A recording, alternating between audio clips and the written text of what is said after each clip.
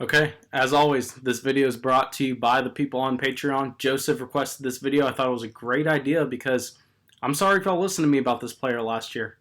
I burned y'all. I mean, he burned me. I traded for him in a lot of Dynasty leagues for the first time ever, and it really just proved to be a horrific mistake. So we're going to get into why that was, how we can avoid that in the future, and at the same time, we're also going to talk about maybe he has a rebound in 2020 and we can see some kind of value spike. But before then, if y'all are not on Patreon already, make sure you join. Make sure you support the show for the free daily videos. At the same time, we're all locked up. We're going to be having a lot of Dynasty startup drafts. Really looking forward to it. Really looking forward to playing with all you guys. I'm going to set up some really fun leagues. They're definitely all going to be Superflex leagues. So if you're looking forward to playing in any one quarterback leagues, I'm sorry, but we don't do that anymore. It's all Superflex from here on out. But let's jump right into the video. We're going to be talking about Corey Davis, the 25-year-old wide receiver. I know it's kind of crazy to say he's only 25. Swear to God, I've been talking about him for the last 10 years of my life. And this is because he was a top 5 NFL draft pick, which doesn't sound too impressive. It doesn't sound that great. But when it comes to the wide receiver position, it's rare. We don't see many wide receivers drafted in the top 5, especially of recent history, just because of how the NFL is trending towards more committee wide receiver approaches. And we see less and less teams willing to just force feed a wide receiver one as many targets as they would in the past. So I'm going to kind of go through and tell you the history of wide receivers that have been drafted in the top 5 of the NFL draft for the past 20 years. So in the past 20 years, there have been 8 wide receivers drafted in the top 5. We're going to start with Corey Davis, 2017, 5th pick. We've already seen that that's looking like a horrible mistake for the Tennessee Titans, as Corey Davis has done very little to help their team so far in his NFL career. In 2015, we saw Amari Cooper, which for the Raiders may not have been the best decision. They ended up getting out for him, getting a first-round pick for the Dallas Cowboys. But I think we can confidently say that Amari Cooper has been a hit at this point in his career, at least when it comes to Dynasty fantasy football. Then we've seen Sammy Watkins in 2014. While Sammy Watkins has had an extremely frustrating career with all the foot injuries and with the inconsistent play in the recent years, at the very beginning of his career, Sammy Watkins was actually a fantastic wide receiver. He went over 1,000 yards with, I don't have the numbers in front of me, but I distinctly remember he had an insane amount of yards per catch. He had a very small amount of targets. He was one of the most efficient wide receivers in the league for a year in Buffalo, and we saw his career get derailed by the foot injuries. So I'm going to say Sammy Watkins should have been a hit if it wasn't for the injuries. In 2012, we saw Justin Blackmon, who proved to be a good NFL wide receiver until I believe he was an alcoholic. That's why he got washed out of the league. I could be wrong. Please leave a comment if I'm wrong. Probably shouldn't have said that without double checking. 2011, we saw A.J. Green, top 5 wide receiver for Cincinnati Bengals. Obviously, Hall of Fame wide receiver, one of the best wide receivers who's played in the league for a very long time. 2007, we see, my opinion, the best wide receiver of all time. I know everyone's going to say Jerry Rice, but Calvin Johnson taken top 5 by the Detroit Lions. Then 2005, we see Braylon Edwards, who is decent, never has a fantastic season, but I think we can confidently say that he hit to some degree. And then we see Larry Fitzgerald, one of the best wide receivers of all time in 2004. Andre Johnson, a fantastic wide receiver, probably my favorite wide receiver as a former Houston Texans fan in 2003. So the point of this list is Corey Davis is an extreme outlier. I think we can argue that he is the only wide receiver who did not have the talent, who did not hit in the NFL up to this point in his career in the top 5. So I think past 20 years, Corey Davis, 1 out of 9 wide receivers who's been drafted in the top 5 of the NFL and has not made an impact. And I want to excuse this away, but I really can't. And I'm going to get into why I can't right now.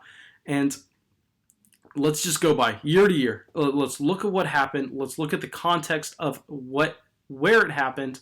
And we're going to start in his rookie year, which he came to a slow start because of the hamstring injury that he suffered. If y'all remember, during the draft process, he wasn't able to do a lot of things because of this hamstring injury, and then it really limited him in training camp and at the beginning of his rookie season. So a lot of people after his rookie season actually just gave him the pass in the Dynasty League, saying that it was due to the hamstring injury, why he was not able to get started, why he was not able to produce, and his value didn't really decrease. But let's look at exactly what he did. And he had almost 6 targets a game, 3 receptions a game, 34 yards a game, and he had a horrible yards per target, just horribly the horrible wide receiver when it came to efficiency his rookie season. And it's what's even worse about this is there weren't that many weapons in this Tennessee Titans offense. There were Delanie Walker, fantastic tight end, probably the best passing game weapon on this team. Eric Decker, who at one point in his career was a fantastic wide receiver, but if y'all remember 2017 Tennessee Titans, this was actually the last year of his career, so that should tell you where he was at that point. Rashard Matthews, this is essentially his last year in the league. This is the last year he ever had significant work on any NFL team. And then DeMarco Murray, who was another player who this was their last year in the NFL. So this should just kind of illustrate how poor the Tennessee Titans passing game weapons were, and Corey Davis still was not able to command a significant amount of targets and still was not able to put up fantasy points in this scenario. It is worth noting that this is also the first year that Marcus Mariota turned into bad Marcus Mariota, because if you remember, Mariota was not a fantastic, but he was a very, very promising quarterback his first 2 seasons in the NFL. He had a very high touchdown rate, and he was one of the best red zone quarterbacks in the league. And then this is the year it all fell off. Now let's move on to 2018, where Corey Davis was undoubtedly the wide receiver 1 on the Tennessee Titans.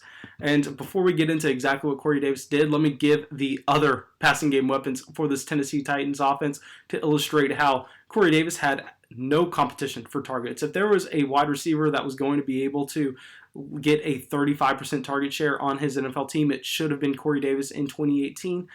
In 2018, the Tennessee Titans had Dion Lewis getting 59 receptions, Taywan Taylor getting 37 receptions, and their 4th leading receiver on the team was Tajay Sharp.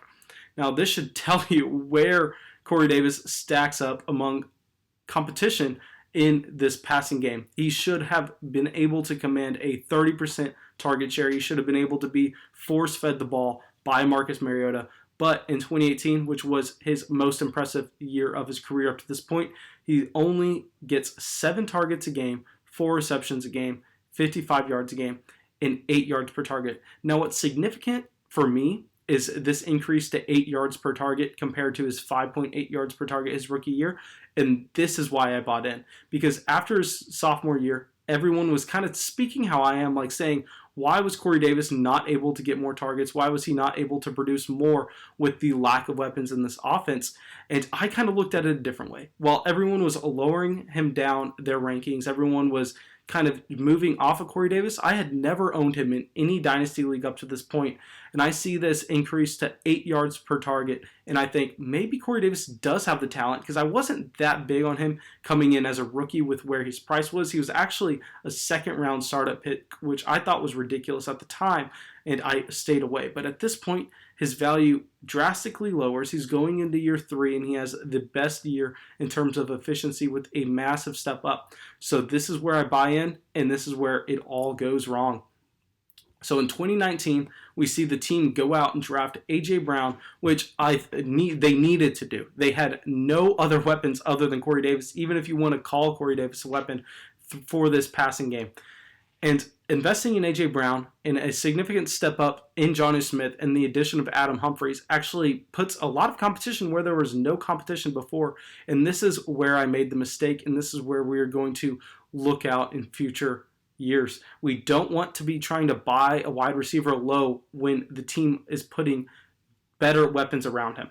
I was confident in saying that A.J. Brown was not going to be the wide receiver 1 in Tennessee his rookie season. Y'all know I loved A.J. Brown. He was my wide receiver 1 pre-draft in Dynasty Fantasy Football.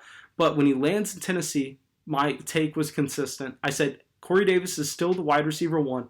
Corey Davis is going to produce as their wide receiver 1 for year 1, and then A.J. Brown and Corey Davis will be about equal from there on out. And I was just drastically wrong as A.J. Brown explodes all over the place. Corey Davis really just crumbles up and turns into nothing, turns into dust. Marcus Mariota and Ryan Tannehill don't even look his way. And let's kind of get into where the targets were going. So A.J. Brown, we know he didn't really come on till the second half of the season, yet he still manages to lead the team in receptions with 52 receptions.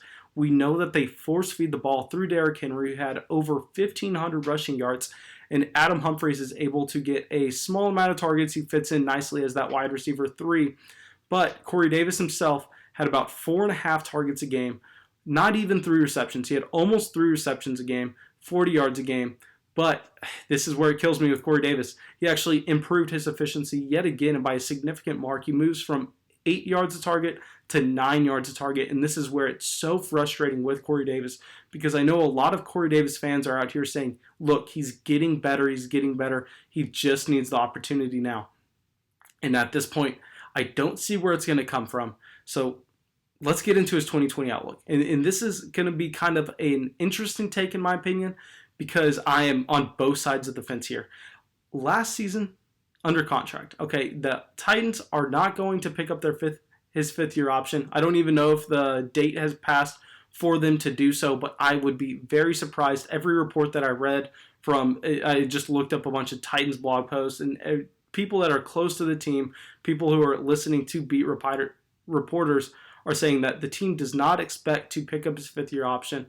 And we look at his 2020 projections, which 2020 is the make or break year for him. If he cannot do anything in 2020, he will not even be worth a roster spot on your Dynasty League. So going over to Fantasy Pros, I'm looking at what they're projecting for 2020, and they have him as 72 targets, 53 receptions, 577 yards, and 4 TDs. This puts him as wide receiver 75. Yes, I know that sounds like wide receiver 75. Why am I going to want this guy on my roster? Now, I'm going to end it with this point, and that is he has a name. And what I mean by that is if he does produce, just say wide receiver 2 numbers, low-end wide receiver 2 numbers, high-end wide receiver 3 numbers, and he is able to flash, he's able to get people excited, you're going to be able to trade him for something. Say a guy like Adam Humphries comes out and is the wide receiver 25 for the season.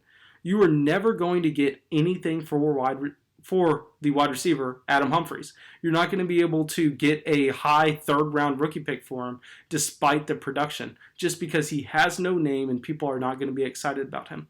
Yet, if Corey Davis can go out and have that same production, he can be wide receiver 25, people are going to buy in. You're going to be able to find someone in your league to be able to flip Corey Davis and get a early second-round pick. I'm confident in saying if Corey Davis can finish as a low-end wide receiver 2 this season, you can get a second-round pick for him in Dynasty Fantasy Football, and you don't have to pay that right now.